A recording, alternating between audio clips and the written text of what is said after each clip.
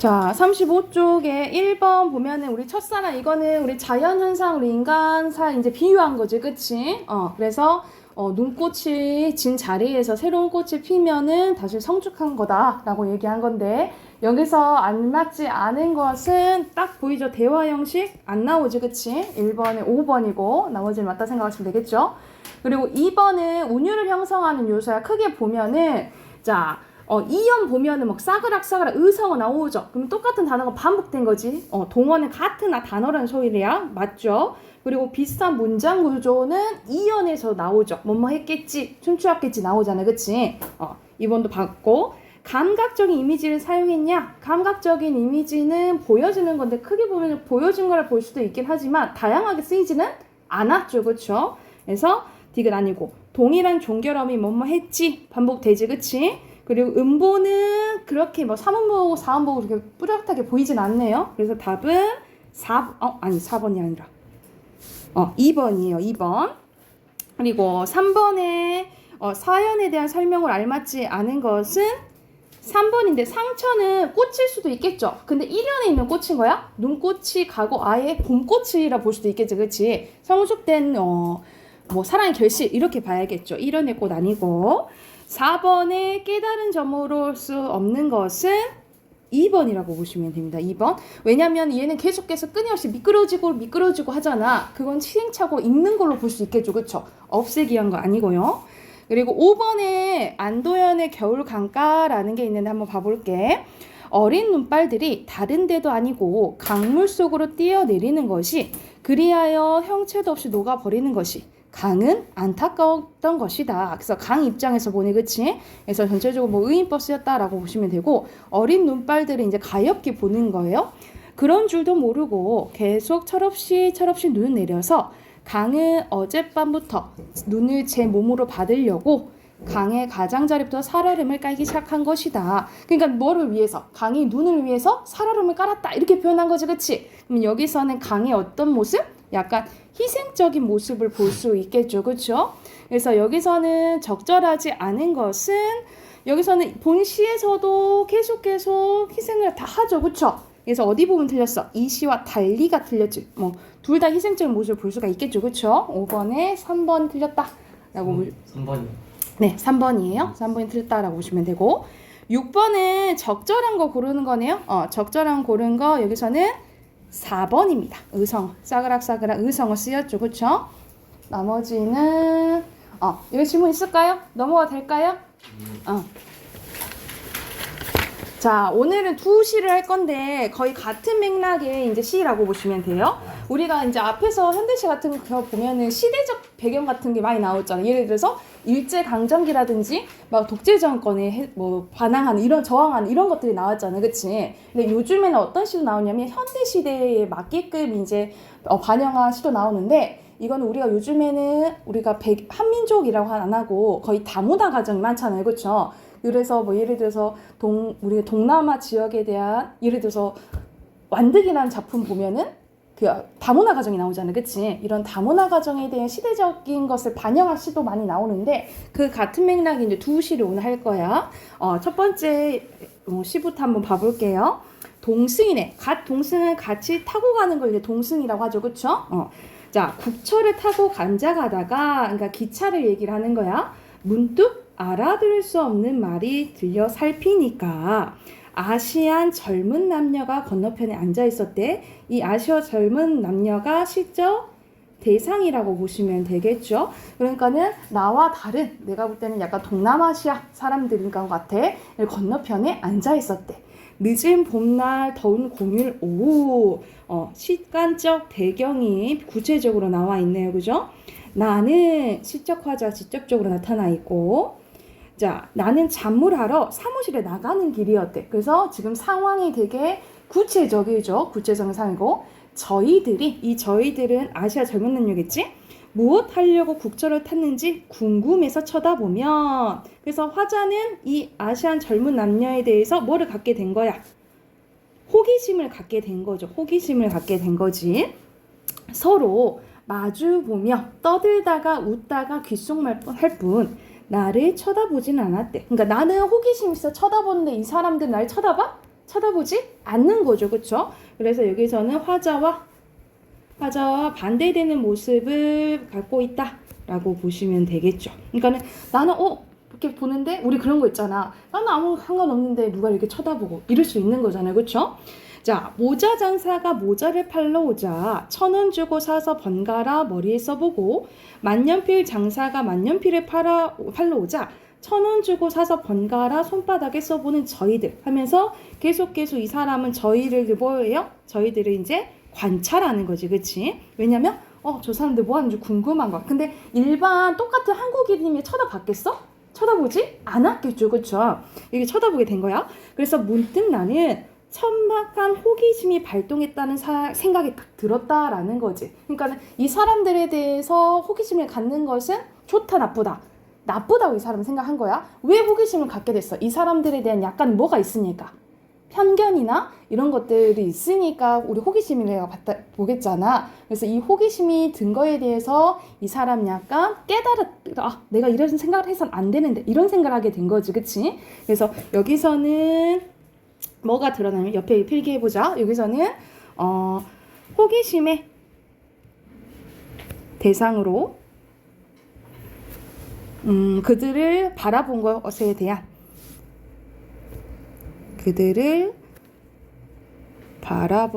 대한 부끄러움이 드러나 있다라고 보시면 돼요. 그래서 뭐라고 표현한 거야? 그래서 천박한 호기심이라고 표현을 한 거죠. 그래서 황급하게 차창 밖으로 고개를 이렇게 돌려버렸대. 이렇게 봐선 안 되지 하고. 국철은 강가를 달리고 너울거리는 수면 위에는 깃털 색깔이 다른 여러 마리가 물결을 타고 있었대. 이 깃털 색깔이 다른 여러 마리는 뭘 의미하는 걸까? 다인종. 그렇지, 다인종. 다인종을 얘기를 하는 거죠. 그러니까는 우리는 언어도 다르고 피부색도 다른 이제 사람들을 뭐 한 거예요? 그렇지, 사람들의 비유를 한 거지. 저렇게 깃털이 다른 이제 새가 있는 것처럼 우리 사람도 어떨 수 있다. 다 다를 수 있다. 이걸 이제 얘기를 하고 싶은 거죠. 나는 아시아 젊은 남녀와 천연하게 동성하지 못하고 있어. 낯짝이 부끄러웠다라는 거야. 그래서 얼굴을 이렇게 낮춘 표현을 낯짝이라 하지, 그치? 낯짝이라 표현했다라고 보시면 돼요. 그래서 화자의 직접적인 생각이 드러나 있다라고 보시면 돼요. 이 부분에서. 그래서 자, 여기서 제목이 동승이잖아. 나는 이 사람들이랑 똑같이 동승하지 못하고 있었다. 이제는 같이 똑같이 동승하고 싶다. 이런 생각이 담겨져 있는 거죠. 그렇죠? 국철은 회사 공장이 많은 노선에 남겨두고 있었다. 저희들도 일자리로 돌아가는 중이지 않을까라고 의문을 했어. 이것은 뭔 말이야? 이 사람들 나와 다르지 않게 일을 하러 가고 있지 않을까? 이 생각이 표현되어 있다라고 보시면 돼요. 그래서 마지막에서는 화자와 다르지 않다. 이것을 이제 드러내고 싶은 거죠. 그래서 여기서는 이제 다문화 이제에 대해서 노래한 이거에 대해서는 우리 이제 편견이랑 차별이 없어야 된다. 이거에 대해서 담은 시라고 보시면 돼요. 그래서 정리된 거 한번 봐볼게. 자, 시는 자유시, 갈래는 자유시 서정시고요. 주제는 외국인 노동자에 대한 차별적 시각에 대해서 반성과 부끄러움. 일상의 경험이 소재로 쓰였죠. 그래서 엄청 구체적이잖아. 자기 가는 도중에 이제 관찰한 걸 얘기를 한 거죠. 그리고 시선의 이동에 따라서 그 남녀 봤다가 마지막에 뭘 봐? 차창 밖을 보잖아. 그치? 시선의 이동에 따라 시선이 전개되고요. 화자와 행동과 대비되는 대상의 행동이 드러난다 라고 보시면 되겠죠. 그래서 마지막에 우리가 항상 시어의 음이 중요하잖아. 제목 동승의 음이 봐볼게요. 동승은 일정한 목적지를 향하는 길을 함께 가는 걸 의미하는데 이 시의 화자는 이 젊은 남녀와 동승하고 있지만 진짜 동승하고 있는 거야? 같은 거 안 보는 거잖아. 그치? 그래서 이것에 대해서 부끄러움을 이제 느끼게 돼요, 스스로. 그래서 마지막에 화자는 몇 줄 쭉 거놓자. 그들에게 동질감과 연대의식을 느끼며 진정한 의미를 동승을 하게 된다. 마지막에. 그래서 동승의 의미는 진정한 동질감과 연대의식, 이걸 의미한다라고 보시면 되겠죠. 여기까지 됐나요? 그게 어렵지는 않은 시죠. 이와 같은 맥락이 또 다음이 있거든요. 37쪽 풀어오시고 그 다음 넘어가 봅시다. 또 하종호의 원어라는 이제 시예요. 자, 첫 번째 행부터 딱 나오지? 동남아인 두 여인이 소곤거렸대. 그래서 여기서는 시적 대상이, 아이고, 나올 거예요?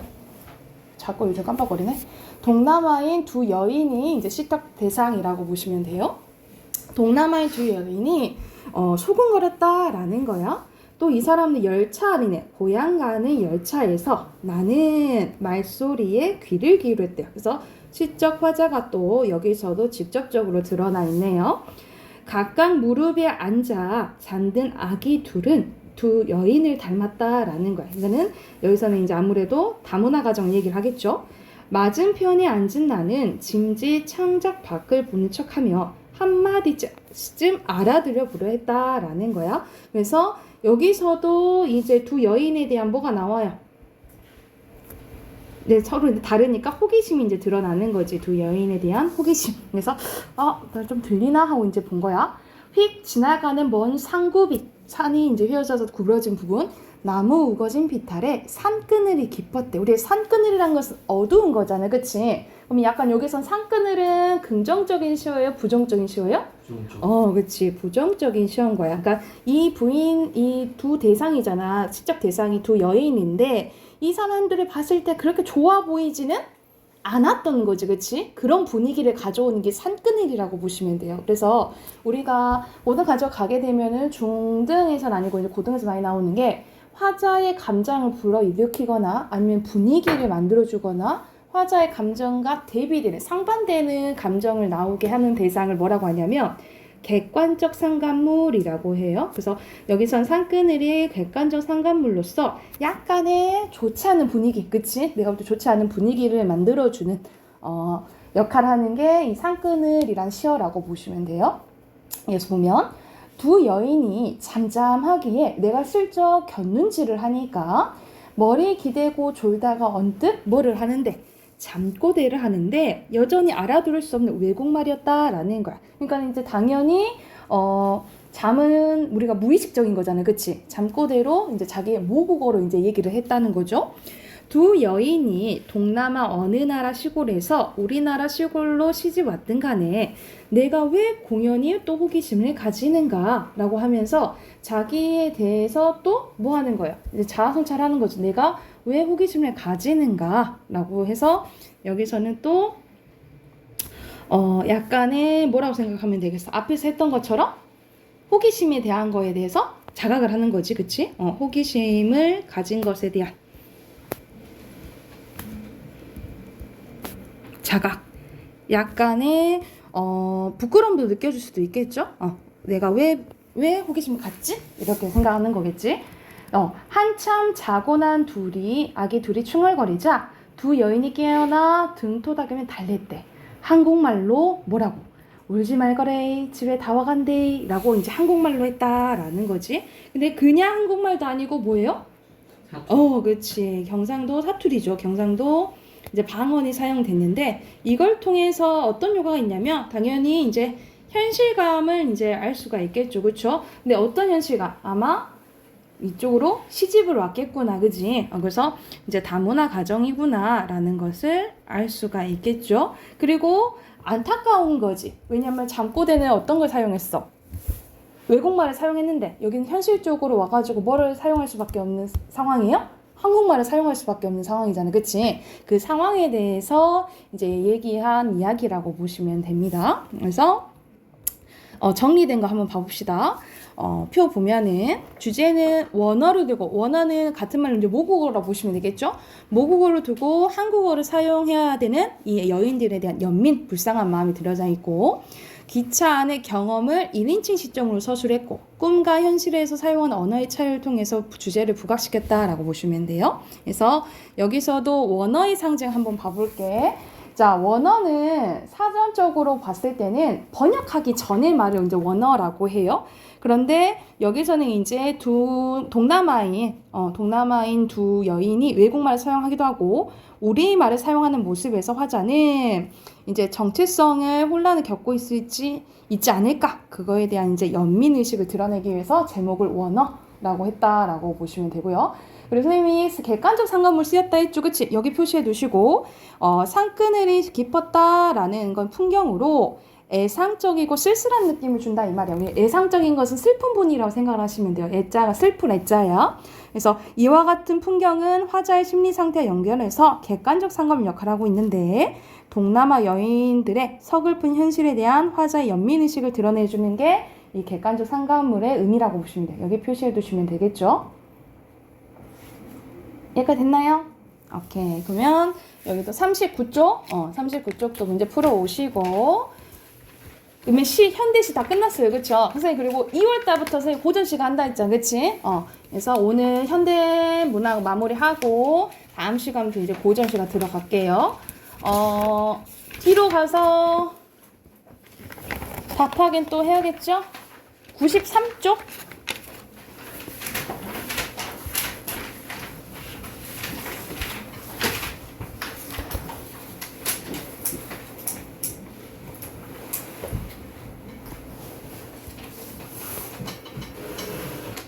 자, 93쪽 답 확인 바로 해볼게요.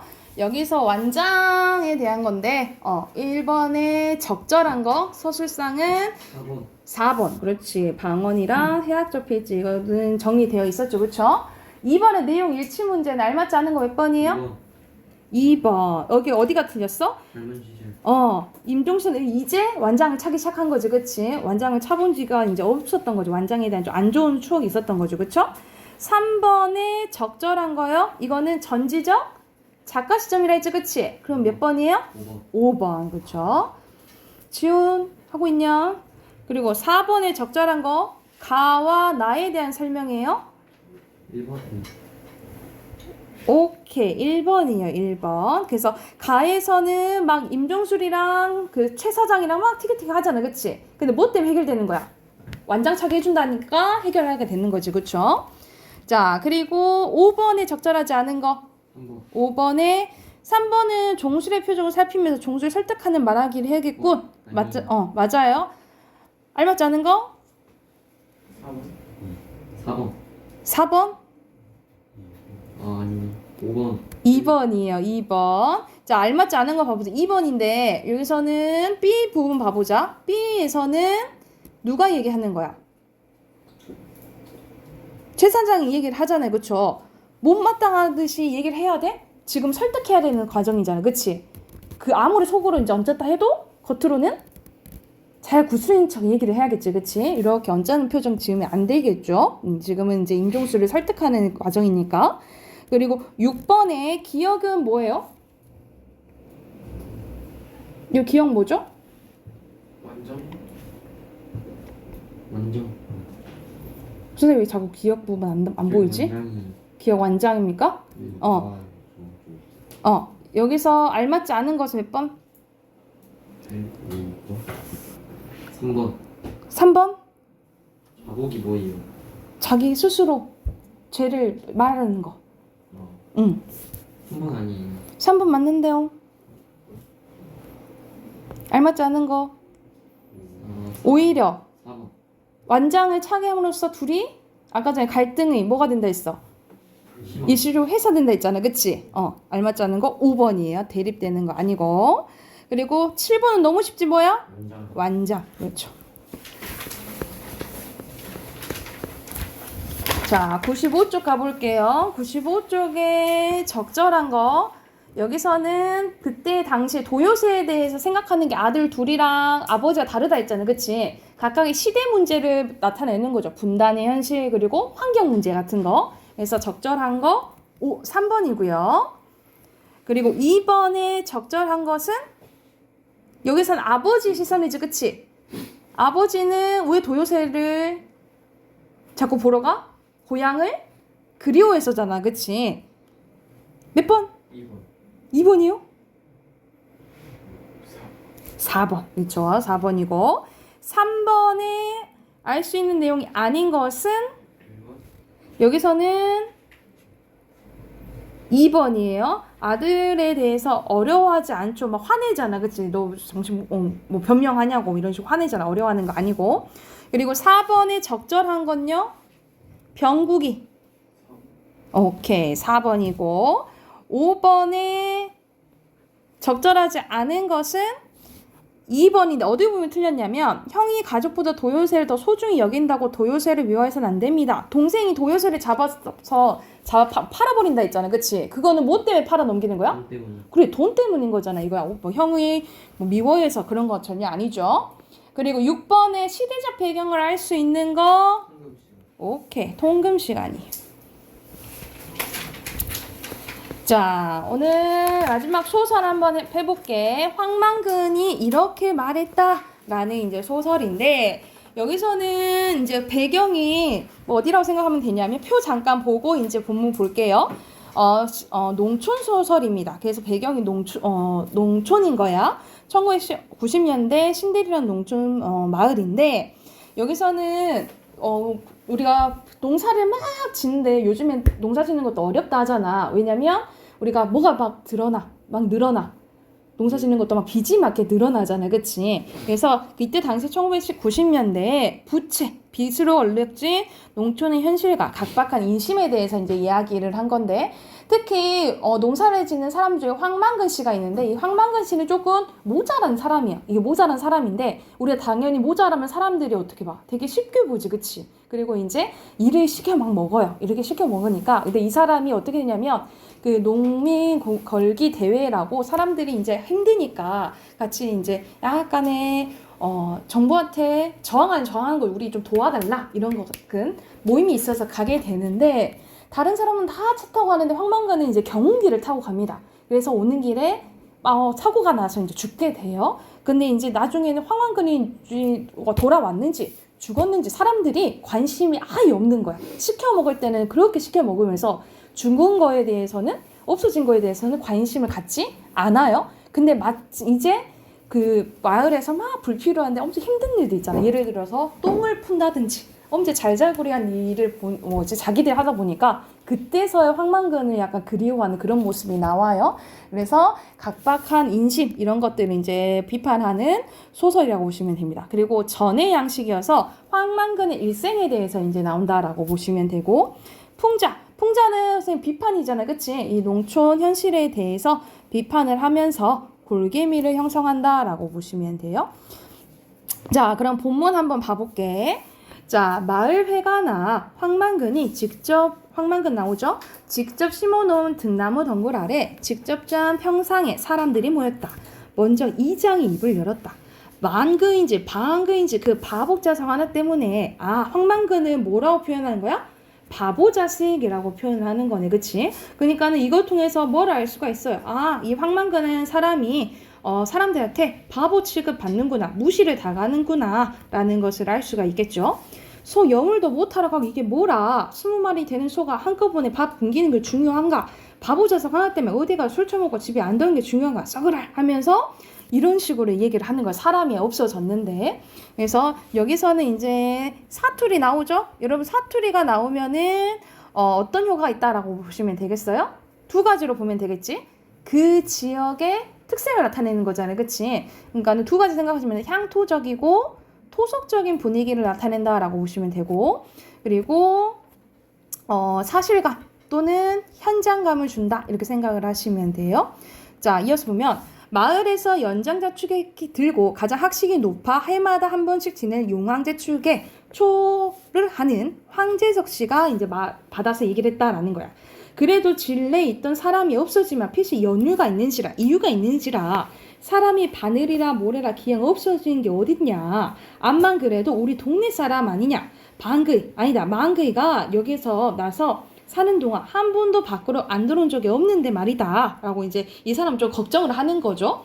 아니죠 어르신, 가가 군대 간다 했을 때 여운지 토끼인지 밤새도록 싸우느라고 하루는 안 들어왔습니다 라고 하는 거야. 그러니까 이런 경우가 있으니까 괜한 걱정하는 거 아니냐 라고 이제 사람들은 얘기를 하는 거야. 용왕제에서 집사 역할하는 황동수가 우스개처럼 말이 이었다라는 거야.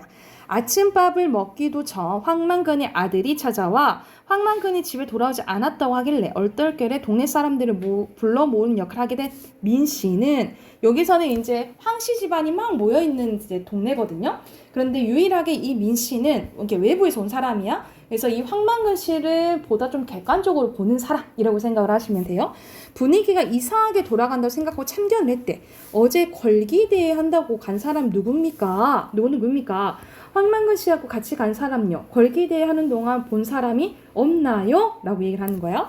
여기서 걸기대회는 뭐냐면 아까 전에 약간 말했어요. 약간 농민대회 같은 거라고 보시면 되거든요. 그러니까 농민대회인데 약간 우리 농촌에서 뭐 부채들이 막 쌓인다 했잖아. 이걸 통해서 약간 부채를 탕감해주는 이제 대회라고 보시면 돼요. 그래서 여기서 부채 탕감을 위해서 이제 황만근 씨랑 마을 몇몇 사람들이 갔는데 황만근만 안 돌아오게 된 거지. 그치? 이 상황인 거예요. 그래서 다들 절레절레 했다 이 말이야. 나 보면은 그러는 동안 모든 사람들이 알게 되었다. 황만근이 집으로 돌아오지 않았다. 동네 사람 누구는 하루 이틀 또 한두 달을 집을 비울 수 있겠지만 그렇다고 그 사실을 모든 사람이 알게 되는 것은 아니다. 그러나 황만근만은 하루밖에 지나지 않았음에도 모든 사람이 그의 부재를 알게 되었대. 그만큼 황만근이 말을 위해서 막 이러저러 일을 많이 한 거지. 그치? 그렇지만 누구도 적극적으로 황만근을 찾아 나서려 하지 않았다라는 거야. 그래서 여기 사람들은 도움 받을 때는 다 받고 실상 이렇게 도움 필요할 때 안 찾는 거지. 그치? 그래서 여기서 각박한 인심을 할 수 있다라고 보시면 돼. 각박한 인심. 마을 사람의 각박한 인심을 할 수 있다라고 표기해 두시면 되겠죠. 그는 있으나 마나한 존재이면서도 있었고 없어서는 안 될 존재이면서 지금처럼 없기도 했다라는 거. 그런 존재였다라는 거야. 동네 사람들은 그를 바보라고 했다. 두어 해 전에 신대 일리로 들어와 황만근의 탄생, 성장, 삶을 처음부터 지켜보지 못한 민씨만은 그렇게 생각하지 않았다라는 거야. 그러니까 민씨만은 황만근을 제대로 봤다라는 거죠. 그렇죠? 그래서 여기 부분에서 뭘 알 수 있냐면 민씨만이 황만근의 약간 진정한 사람다움, 성품을 알아본다 라고 써놓으시면 되겠죠. 민씨만이 황만근의 성품을 제대로 알아보는 사람이라 보면 돼. 다음 문단 이어서 볼게. 마을에서 젊은 축에 드는 45살의 황영석은 황만근이 벽돌을 찍고 구덩이를 파서 지은 마을회관 변수에서 분뇨를 이제 퍼내면서 황만근의 부재를 알게 됩니다. 아니 만근의 자식이 있었으면 내가 돈을 100원만 준다 해도 100만 원 준다 해도 이런 일 안 할텐데 아우 이 망할 놈의 똥내새 열이가 써나 그런지 독하긴 하네. 이게 곡성한테 독이 될지 약이 될지 모르겠구만. 황만근이 있었으면 군말 없이 했을 일인데 늘 그렇듯이 벙글벙글 웃으면서 만근이가 있으면 저 걸음 우리 밭에 올 낀데 만근이가 대체 어디 갔노? 그러니까 자기가 필요하니까 이 황만근을 찾기 시작한 거죠. 마을회관 곁 조그만 밭에 채소를 심어 먹는 여신노인도 황만근의 부재를 알게 되었다. 황만근은 마을 공통의 분뇨를 역시 자신이 판 마을 공통의 분뇨장으로 가져가서 충분히 익힌 뒤에 공평하게 나눠줬다. 황영서처럼 제가 뻗다고 바로 제 밭에 가져가 뿌리지 않았다는 거죠. 특히 여실 노인처럼 일찍 남편을 잃고 혼잣몸이 된 노인들에게는 알고 그런지 모르고 그런지 더 자주 걸음을 가져줬다라는 거예요. 그래서 여기서는 이제 마을 사람들을 배려한 황만근의 모습이 나타나는 거죠. 그렇죠? 이어서 볼게. 다음 장. 자, 다음날 새벽 민 씨는 잠깐 동네 어귀에서 탈탈거리는 경운기 소리를 들었다. 그때를 이제 황만근이 골기대회를 나가는데 그때를 이제 떠올리는 거예요. 시동이 잘 걸리지 않는 모양이었다. 여기서 뭘 알 수가 있어? 뭔가 경운기한테 뭔가 문제가 생겼다라는 것을 알 수가 있는 거죠. 그래서 이 부분이 불길한 일을 겪을 것을 암시하는 부분이라고 보시면 돼요. 그래서 타닥타닥 하면서 그 뒤에도 걸기대회에 가는 집마다 경운기를 끄고 나오려면 온 동네가 시끄럽겠다고 생각했지만 웬일인지 다른 경운기 소리는 더 이상 들려오지 않았대. 그러니까 누구만 경운기를 끌고 간 거야? 황만근만 경운기를 끌고 간 거야. 여러분 경운기 어떻게 생긴지 알지? 근데 안 타봤죠? 요즘에는 잘 없어가지고. 그치? 타봤어? 진짜? 선생님도 어렸을 때 타보고 안 타봤거든요. 선생님도 어렸을 때 할아버지가 느리잖아요. 엄청 느리지. 달달달. 근데 그거 조금 신기해. 시끄럽잖아요. 돌릴 때 시동 걸 때 이렇게 돌리거든요. 이렇게 하면 막 해서 막 레일이 돌아가면서 이제 걸리는데 많이 시끄럽던데. 많이 시끄러. 근데 뒤에 타면 재밌어요. 선생님이 그래서 시골 가서 그 경북에 할아버지가 살아계실 적에 외할아버지가 그 막 태워주시고 막 그러셨거든요. 근데 그게 좀 기억이 많이 남는 것 같아요. 그래서 여기서는 경운기 소리가 이제 경운기 소리가 들렸는데 이때 이제 황만근이 간 것을 알 수가 있겠죠. 전날 밤 꿈은 아니었다라는 거지. 민씨는 황만근의 말을 이렇게 들었는데, 자, 황만근이 이제 평소 어떻게 얘기했는지에 대해서 이제 떠올리는 거야. 농사꾼은 빚을 지면 안 된다라고 라고 얘기하는 거지. 그러니까 농사꾼은 빚이 있어서는 안 된다. 왜냐 한번 빚을 지면 그 빚을 갚으려고 무리하게 일을 벌이고 동네 곳곳에 텅 빈 우사 그리고 마른 똥만 들고는 축사 잡초와 무성한 비닐하우스를 보라. 농어민 복지 그리고 소득 향상 생활 개선 다 좋다. 그걸 근데 다 뭐로 해야 된다는 거야. 자기 돈으로 해야 된다라는 거죠. 제 돈으로 하지 않으면 그건 노름이나 다를 게 없다. 빚은 만근산의 눈덩이, 처마의 고드름처럼 자꾸 커진다라는 거죠. 그러니까 농사를 짓는 사람들은 빚을 져서 안 된다. 지금 있는 게 지금 막 빚지는 사람들 많다 했잖아. 농가가. 이런 거에 대해서 이 사람의 인식이 드러나는 거지. 자, 기계와 영농 카더이마 집집마다 바퀴 달린 기계가 밑이나 되나 기운기, 트랙터, 콤바인, 이항기, 거다, 탈곡기, 건조기 다 빚으로 상기라. 농사지 봐야 그 빚 갚느라 정신없다라는 거죠. 그러니까는 여기서는 왜 이제 빚이 많이 늘어났다라고 얘기를 하는 거야? 이렇게 농기계가 이렇게 많아지는 것이 이 빚의 원인이라고 생각을 하는 거예요.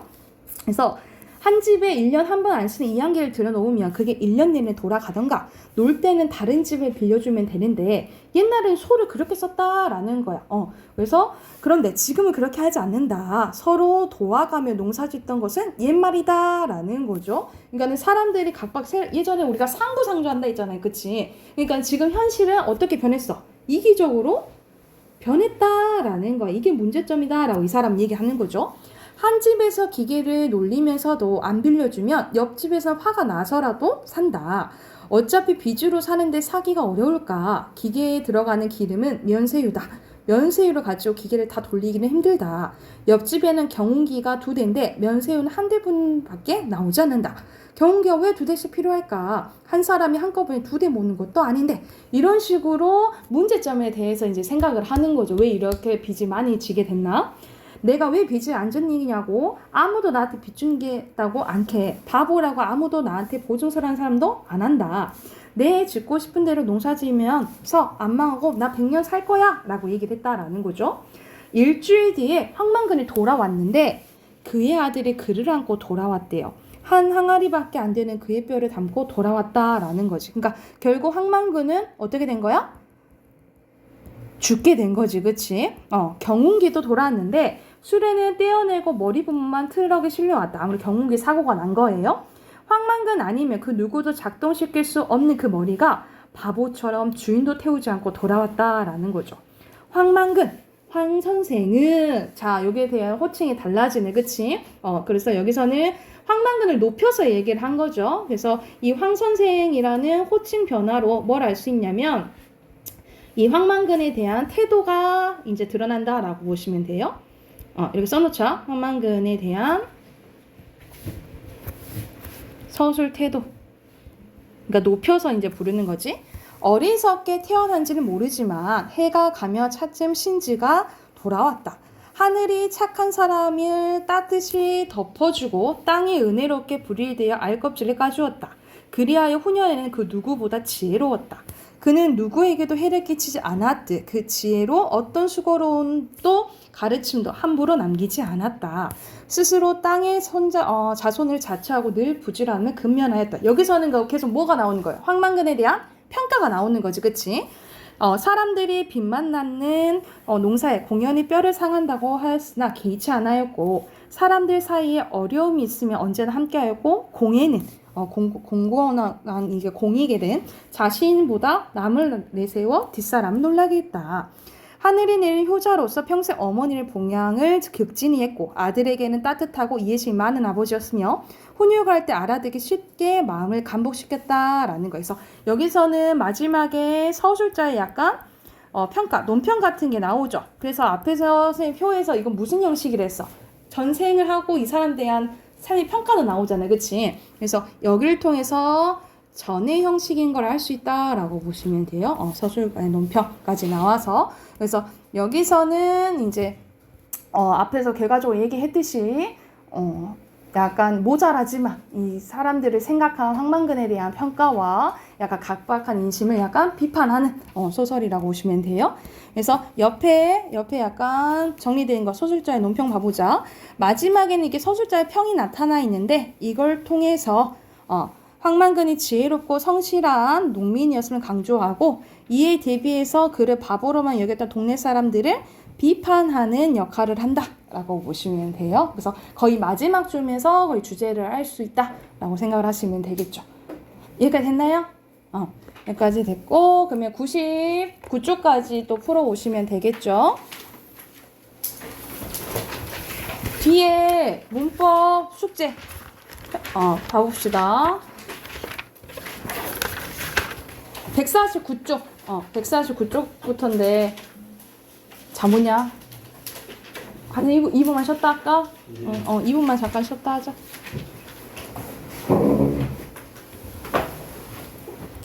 자 149쪽 답 확인해 봅시다. 자 1번부터 봐볼게요. 1번에 우리말을 한글로 적을 때 지켜야 할 기준을 정해놓은 것은 한글 뭐예요? 맞춤법. 한글 맞춤법. 자, 2번에 적절하지 않은 거 고르는 건데 여기선 1번 보면은 이건 이요로 발음할 수 있죠. 그리고 니은 봐보면 서울요 했을 때는 이거는 존댓말이잖아. 그치? 이럴 때는 보조사죠. 그쵸? 이거는 이요로 바꿀 수 있어요. 서울 이요가 아니라 이요겠죠. 그치? 이오로 해야 되겠지. 많이 바꾼다 하면은 2번이 잘못됐네. 그래서 2번이에요. 그래서 이거는 보조사 요여서 이렇게 대체될 수 없다라고 보시면 되고요. 자, 3번 가볼게. 3번은 표준어는 소리대로 적는 거야. 그러니까 쓰는 거랑 발음이랑 똑같은 거 고르면 되겠죠. 그러면은 흑 안 되지. 그치? 닷도 안 되겠죠. 그쵸? 그러면은 1, 4, 5번 중에는 어법에 맞도록 하는 것은 뭐랑? 원래 형태를 밝혀 적어야 된다 이 말이야. 원래 형태를 밝혀 적는 것은 이거겠죠. 그쵸? 답 5번이에요. 3번이 5번. 영현아 하고 있냐? 정신 차려. 정신 차려. 자 4번에 적절하지 않은 거예요. 여기서는 자 거리는 발음대로 적은 거 맞죠? 그쵸? 좁히다는 어법에 맞도록 한 것은 맞겠죠. 어떻게 발음은 어떻게 나? 좁히다 이렇게 나잖아. 그치? 근데 원래 형태를 밝혀 적은 거니까 어법에 맞도록 한 거 맞아요. 넘어는 원래 형태를 밝혀 적은 거예요? 넘언데 원래의 의미가 멀어지니까 소리대로 넘어 이렇게 쓴 거야. 그러면 밝혀 적은 거 아니죠. 답 3번이에요. 그리고 5번에 1번이죠. 간편 캐여야 되지. 그치? 5번 1번이고 넘겨서 자 여기서는 해당하는 거 A, B, C 고르는 거예요. 아니요. 여기는 어디에 해당될까? 이건 아니요. A, B, C 중에 어디에 해당돼요? 4번. 아니 이거 어디에 해당돼? A. 아니요. A죠. 그쵸? A. 그리고 가지요. 이 가지요는 존댓말이지. 그치? 그럼 보조사니까 C에 해당이겠죠. 그쵸? 이건 연결하는 말이니까 B에 해당되겠지. 그치? 그래서 해당하는 거 1번이겠죠. 그죠? 그리고 7번에 7번은 이거는 진짜 좀 자세히 봐야 돼. 요 부분 자세히 봐야 되는데 파생어인지 합성어인지도 봐야 되고 소리대로 적었는지 아니면은 어법에 맞춰서 적었는지 이걸 이제 봐야 돼요. 자, 적절한 건데 1번에 뭐냐면 아리 이거는 파생어 맞죠? 기억은 맞아요. 여기는 기억에 해당되고 이거는 음이잖아. 얼음 파생어죠. 그래서 어떻게 해당돼? 이거는 얼음 발음대로 한 거 아니잖아. 얼음 이렇게 발음되는데 이건 디귿에 속해요. 바로바로 고치세요. 그리고 이 마소는 합성어고 합성어여서 니은에 해당한 거 맞고 낮잠은 어디에 해당되냐면 이거는 리을에 해당되죠. 리을에 해당돼. 낮잠 원래 된 소리 나는데 원래 형태를 밝혀 적은 거죠. 그리고 옷은 디귿에 해당하는 거 맞고 바가지는 아지잖아. 그치? 그러면 이거는 파생어긴 한데 어디에 속해야 돼? 발음은 기역이죠. 그쵸? 기역에 해당한다라고 보시면 되고 옷소매는 리을에 해당되죠. 합성어잖아. 그치? 그리고 바발 이것도 원래 형태를 밝혀 적었네. 리을에 해당되는 거 맞네요. 답 4번이네. 그리고 꿈은 미음에 속해요. 근데 사랑 리잖아. 그치? 이거는 소리대로 적은 거지. 그치? 그쵸? 그럼 이거는 니은에 해당되겠죠. 바로 다 붙였나요? 그리고 8번의 맞춤법에 맞게 한 거 몇 번이야? 1번. 1번. 그렇지. 이거는 다 나머지 거 고치세요. 하든지 그리고 어떻게 그리고 봐라 그리고 넉넉지죠. 넉넉지. 자, 9번 가볼게요. 9번에 알맞지 않은 것은 몇 번 했어요? 4번. 3번이요? 4번이요? 3번. 3번 같아요. 살짝 B에 따라서 B 살짝 맞네요. 맞는데 4번. 4번이네. 어떻게? 씩씩은 어디에 속해? 씩씩이잖아. 같은 음절이잖아. 어디에 속해야 돼요? B가 아니라 C죠. B가 아니라 C로 고치세요. 그리고 이런 식으로 사이시오 문제가 이런 문제로 많이 나와요. 봐야 되는 게 여러분 순 우리말인지 아니면 한자인지 봐야 되는데 제사는 한자어예요. 제삿날 그러면 한자어니까 이것 중에 속하겠죠. 그쵸? 근데 어떻게 발음나? 제삿날 이렇게 되지. 그치? 그럼 니은이 덧나지. 그쵸? 그러면 어디에? 이건 미음에 속하고 턴마당은 턴마당 이렇게 되지. 그치? 이것도 니은이 덧난 이건 순 우리말이거든요. 어디에 속해? 니은에 속하고 이거는 깻잎 이렇게 니은이 덧나죠. 그쵸? 이거는 순 우리말이니까 어디에 속해? 디귿에 속하지. 그치? 답 4번. 11번에 알맞지 않은 거 11번에 알맞지 않은 거 몇 번? 3번. 3번. 그렇지. 이거는 어디에 속해요?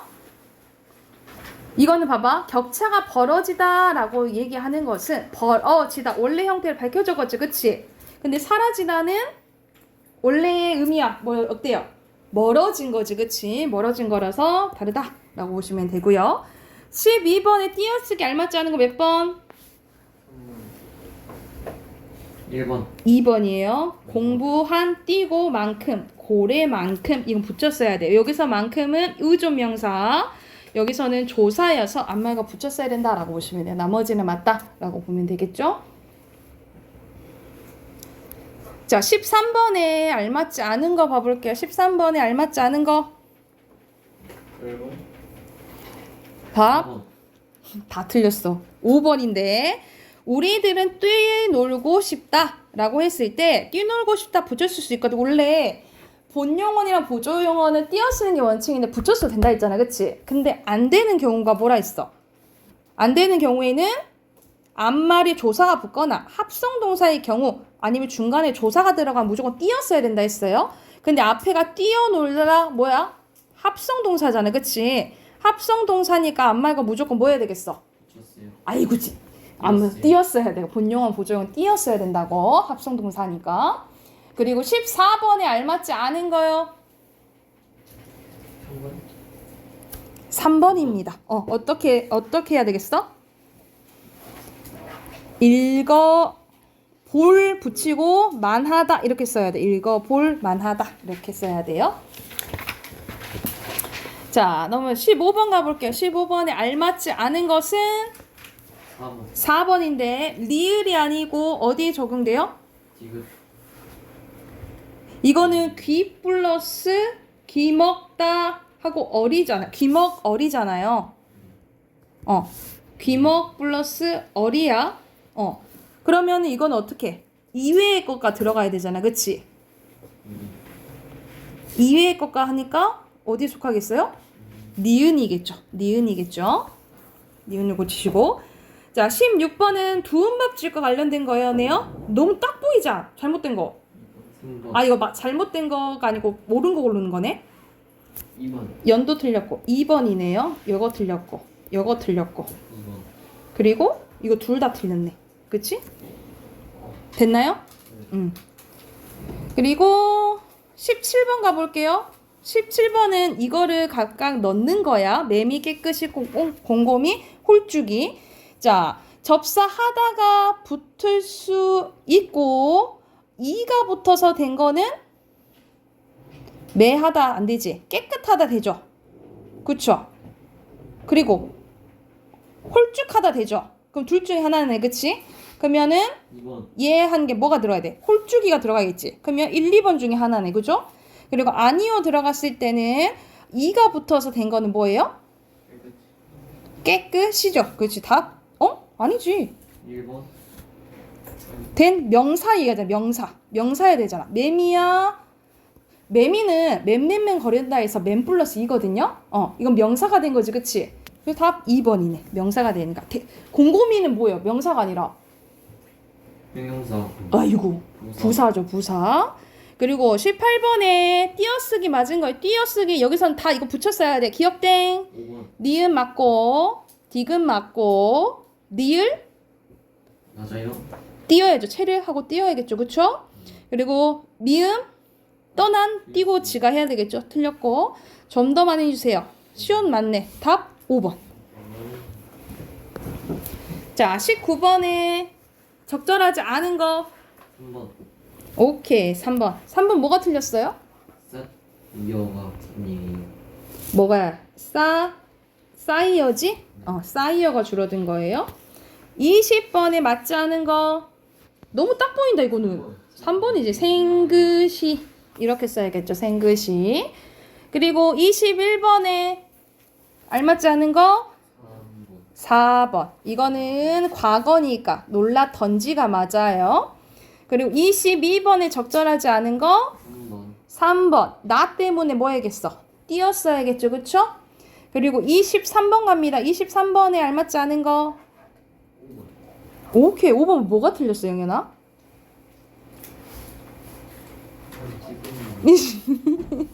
여기서 봐. 웃을 수밖에. 이거는 조사죠. 그쵸? 그러니까 이건 하나의 조사인 거야. 하나의 조사. 이거는 박 플러스 N 거고 명사 플러스 조사인 거고. 그래서 기억이 틀렸어요. 기억이 틀렸어요. 자 마지막 쪽 가보자. 154쪽 24번에 알맞지 않은 거 2번은 두랑 자루니까 단위를 나타내는 것으로 띄었어야 되는 거 맞는데요. 자 3번인데 웃고만 있었다. 본영원 플러스 보조영원이야. 그치? 그런데 여기서는 만 때문에 뭐 한 거야? 띄어쓴 걸 얘기하는 거지? 둘 다 본영원 아니죠. 본영원 플러스 보조영원인 거예요. 됐나요? 넘어 되겠어? 자 25번에 잘못 적용한 거네. 몇 번? 1번인데 35항이 아니고 몇 항이에요? 6항. 36항이죠. 그렇죠. 36항이죠. 틀린 거는 바로 고치세요. 자, 26번에 알맞지 않은 거. 5번. 4번이 5번이요. 5번. 5번 봐볼까? 깨끗하지 하 앞에서 안 울림 소리 받침이 오는 것으로 보아 디귿의 규정에 따라서 깨끗이로 쓸 수 있는 거 깨끗이. 아니.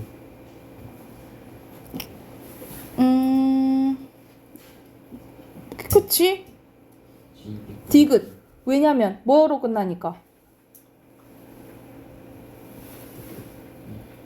안 울림 소리 뒤에 나타난다. 줄적에 하가 줄어진 형태로 관용되어 있는 형식으로 안 울림 봐봐. 넉넉하지는 넉넉지가 되잖아. 그치? 그럼 깨끗하지도 어떻게 되겠어? 깨끗지 이렇게 돼야겠죠. 그쵸? 4번. 알맞지 않는 거 4번인데 그러면 이거는 어떻게 돼야겠어? 무심?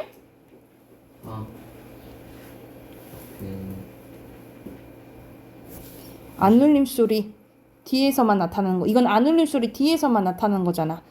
안 울림 소리 뒤에서만. 그치? 그러니까 무심 치로 돼야겠죠. 이건 무심 치로 돼야겠지. 됐나요?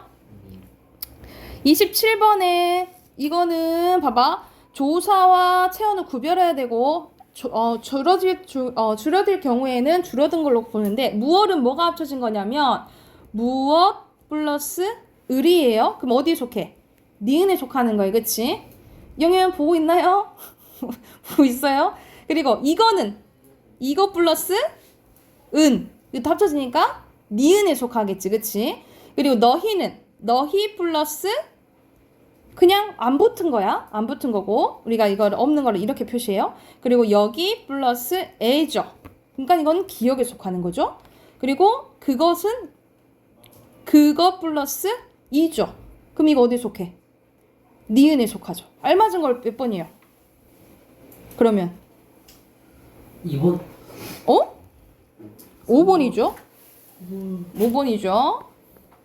자, 28번 가볼게요. 28번에 알맞지 않은 거. 1번. 그렇지. 어떻게 써야겠어? 쇠라 줄어들면 이렇게 되겠지. 쇠라 이렇게 돼야겠죠. I로 돼야겠죠.